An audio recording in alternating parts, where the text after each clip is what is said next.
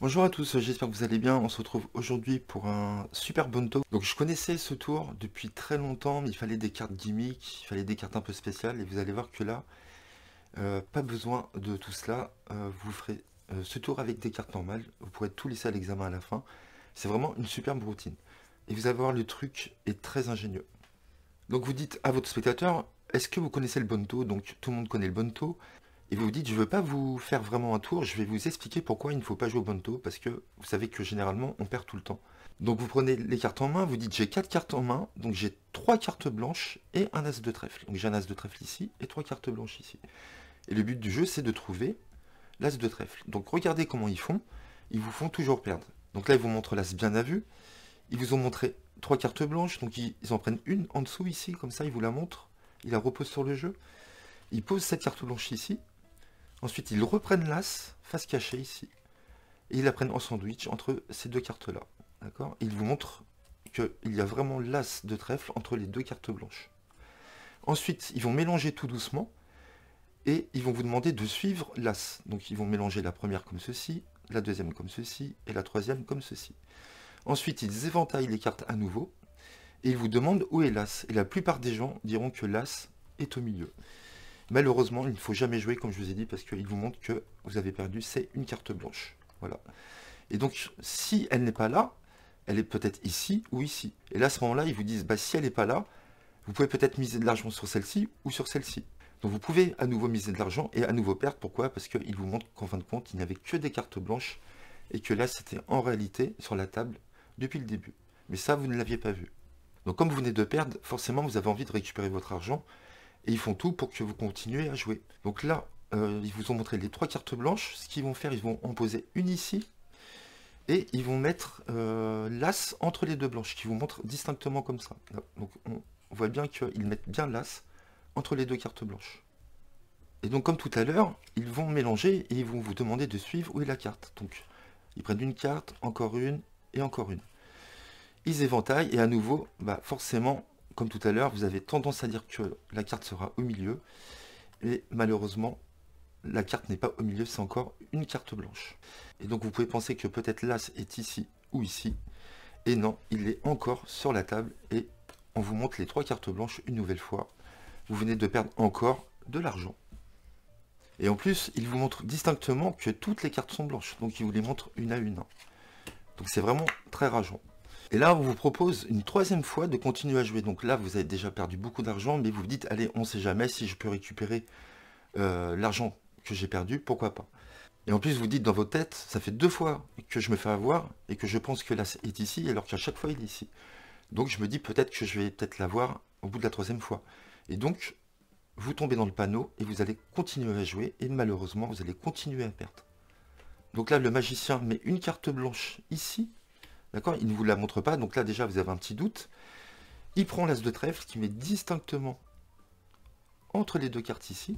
Et là, comme tout à l'heure, on va mélanger et vous allez essayer de suivre où est l'as. D'accord? Donc là, vous demandez au spectateur où est l'as. Donc vous allez voir que la plupart des gens vont dire malheureusement ici, puisqu'ils se sont fait avoir et à chaque fois l'as est ici. Et donc là, vous retournez. Le spectateur pense que ici c'est l'as de trèfle et malheureusement vous lui montrez qu'il n'y a pas l'as de trèfle et que là c'est une carte blanche.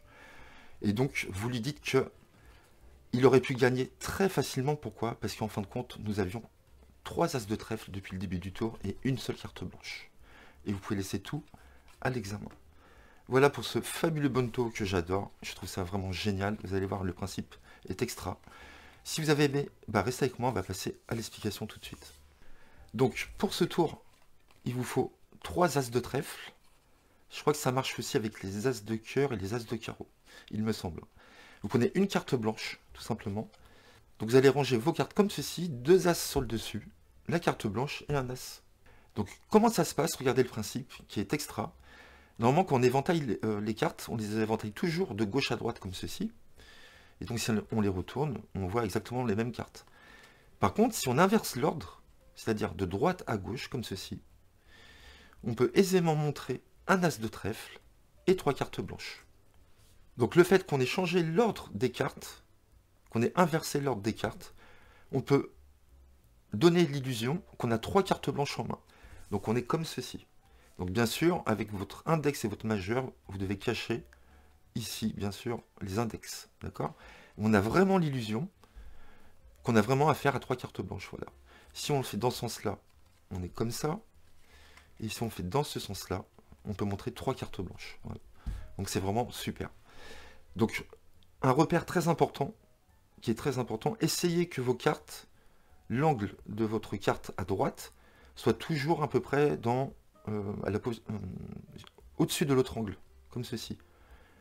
Il ne faut jamais que votre carte sorte, soit dépasse de l'autre carte, il faut toujours qu'elle soit en dessous, parce que si elle dépasse, vous voyez, on peut voir un petit bout noir, donc là, ici. Donc il faut toujours que votre carte soit en dessous à peu près, et celle-ci aussi, vous voyez, elle est au-dessus, il faut toujours que ça soit en dessous. Voilà. Donc vous voyez, à chaque fois, elle ne dépasse pas, et les angles à peu près se rejoignent, ce qui fait que là, vous pouvez montrer vraiment distinctement 3 faces blanches. D'accord? On peut écarter encore, il n'y a pas de problème. Voilà. Et donc la limite, on va dire, c'est ne pas dépasser le cœur, le milieu de la carte. Il faut que votre carte, vous voyez là, elle est exactement sur le milieu ici de ma carte. Il faut qu'elle soit un petit peu avant. Ça, vous êtes sûr que vous n'allez pas flasher un as ou quoi que ce soit. Donc là, vous voyez, mes cartes ne dépassent pas et elles sont à peu près au milieu du cœur. Et là, en tenant comme ça, je cache les index et je montre 3 cartes blanches distinctement. On a vraiment l'impression qu'on a affaire à des cartes blanches, alors que l'index est ici. Voilà. Donc le repère, le cœur du milieu à peu près, et ne dépassez pas les cartes. Voilà, là c'est parfait. Vous voyez, si vous êtes comme ça, c'est parfait. On voit bien 3 cartes blanches distinctement. Donc vous êtes comme ceci. Vous dites, voilà, je vais vous expliquer le bonto, vous connaissez tous, on sait toujours avoir, et je vais vous montrer pourquoi il ne faut pas jouer. Donc je pense qu'il est très important que quand vous faites cette routine, c'est de ne pas demander réellement au spectateur où est la carte, mais de lui expliquer. On va lui montrer pourquoi il ne faut jamais jouer, c'est un jeu très dangereux et qu'on perd à tous les coups. Pourquoi? Parce que j'ai déjà fait ce tour des dizaines et des dizaines de fois, d'autres tours, hein, pas celui-là, de bonto, et à chaque fois les gens ne vont jamais dire la carte que vous voulez qu'ils vous disent. C'est pour vous embêter, parce qu'ils n'ont pas confiance, et donc ils vont jamais vous dire la bonne carte, et donc ça nuit au tour, je trouve. Le fait d'expliquer et de ne pas demander au spectateur où est la carte, c'est mieux, parce qu'on lui montre, vous lui faites une démonstration, en fin de compte. Donc vous faites comme vous voulez. Vous verrez que si vous demandez au spectateur où est la carte, il va vous dire là, alors que vous voulez qu'il vous dise là. Vous avez compris ce que je voulais dire.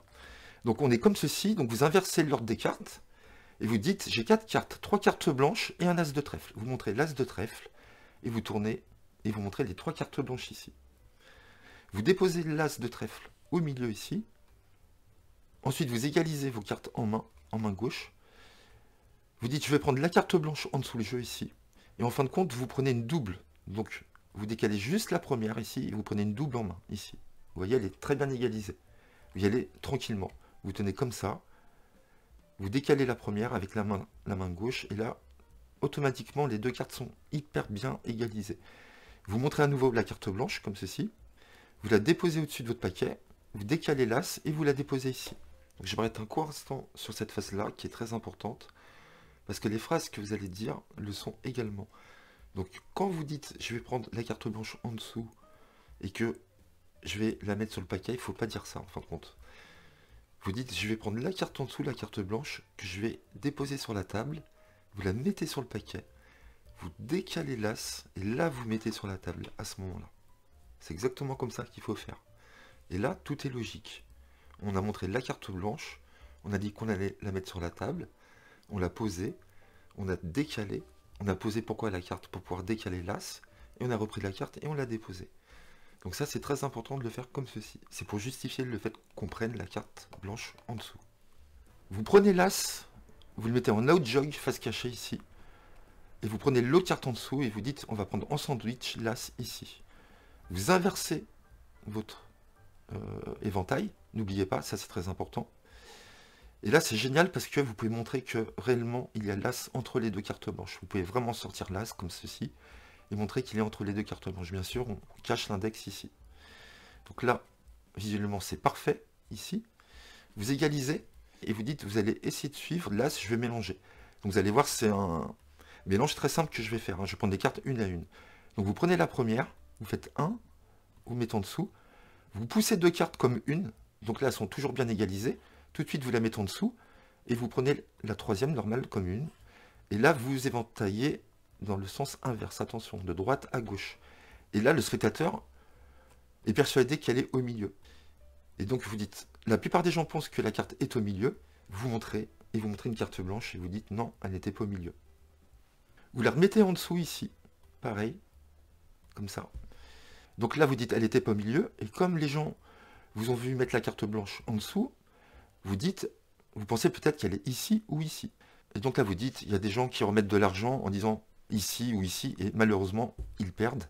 Et donc là vous montrez 3 cartes blanches, normalement, et vous dites, non, là c'était ici sur la table. Donc ensuite pour la deuxième phase, vous reprenez les 2 cartes ici en dessous, et vous dites, je vais déposer une carte blanche ici.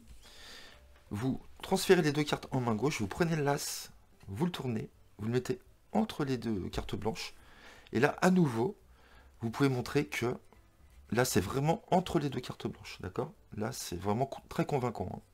Donc là à ce moment-là, ce que vous pouvez faire aussi, hein, c'est retourner directement les 2 cartes, prendre l'as, elle va être distinctement entre les 2 cartes blanches devant le spectateur. Donc là pareil, on égalise ici, et on fait le même comptage que tout à l'heure. Vous faites une carte, vous demandez au spectateur de suivre, 2 cartes, une carte. Et là, vous expliquez à votre spectateur, comme les personnes viennent de perdre et qui veulent récupérer leur argent, ben forcément ils continuent à jouer. Et donc, comme ils se sont fait avoir tout à l'heure, et ben ils disent encore au milieu. La plupart des gens vont dire encore au milieu, puisque on a vraiment vu l'as entre les 2 cartes blanches. Et donc, encore une fois, vous montrez que le spectateur s'est trompé et que, à nouveau, c'est une carte blanche. Cette carte blanche, vous la mettez en dessous ici. Et donc là, on demande aux gens encore de miser, soit sur cette carte-là, ou soit sur cette carte-là. Et malheureusement, ils perdent encore, puisque l'as est à nouveau sur le tapis. Et vous montrez les 3 cartes blanches distinctement. Ensuite, pour la première fois, vous allez donner l'illusion de montrer 3 cartes à face blanche. Donc vous égalisez, vous retournez, vous avez 2 solutions. Soit vous faites le Roomba compte, que moi je fais personnellement. Donc je prends ici, je décale, je tourne, je décale, je tourne, et je monte 3 faces blanches. Ou vous pouvez faire le comptage à man, tout simplement. Donc vous êtes ici, vous tenez comme ça, vous montrez une, vous décalez la première du dessus, 2, vous décalez celle du dessus, et 3. Donc je recommence, vous êtes ici, vous faites 1, 2, 3, et vous dites pourtant je n'ai que des cartes blanches. Donc vous faites le comptage que vous voulez, pour montrer que des faces blanches. Vous récupérez les cartes comme ceci, vous inversez encore, donc il faut les mettre comme ça en éventail, vous prenez en main droite les 2 ici, et vous déposez une carte, vous dites je vais déposer une carte à face blanche, et là vous déposez réellement une carte à face blanche. Vous prenez en main gauche, vous insérez l'as au milieu, ou soit vous le mettez en out jog comme ceci, à vous de voir. Peu importe, puisque de toute façon maintenant on a les 3 as. Donc vous insérez l'as au milieu par exemple, et vous faites un nouveau comptage, mais là vous comptez une carte à la fois.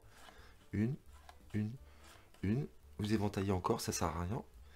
Et là vous enchaînez en disant, cette fois-ci les gens ne se font plus avoir, puisqu'ils sont persuadés que l'as est ici, puisqu'il est apparu là 2 fois, juste avant. Et là malheureusement, vous montrez que les gens ont encore perdu, que c'était une carte blanche, et que pourtant il était très facile de trouver l'as, puisque il n'en avait pas un, mais 3. Et là vous montrez les 3 as. Et donc là c'est très mystérieux, puisque le spectateur n'a vu que des cartes blanches depuis le début. Voilà, pour ce super Bunto que j'affectionne particulièrement, je l'adore. C'est un tour de petit paquet, vous pouvez le faire avec des cartes normales, pas besoin de cartes gimmick. Tout peut être examiné. Vous pouvez laisser à l'examen, à mon avis, je pense pas que les spectateurs puissent trouver, puisqu'ils vous ont vu mettre les cartes comme ça, donc eux ils vont éventailler dans ce sens-là, et donc s'ils retournent, bah, ils vont rien voir de spécial. Il faudrait les mettre comme ça, et puis dans une certaine configuration. Donc je pense pas que les gens...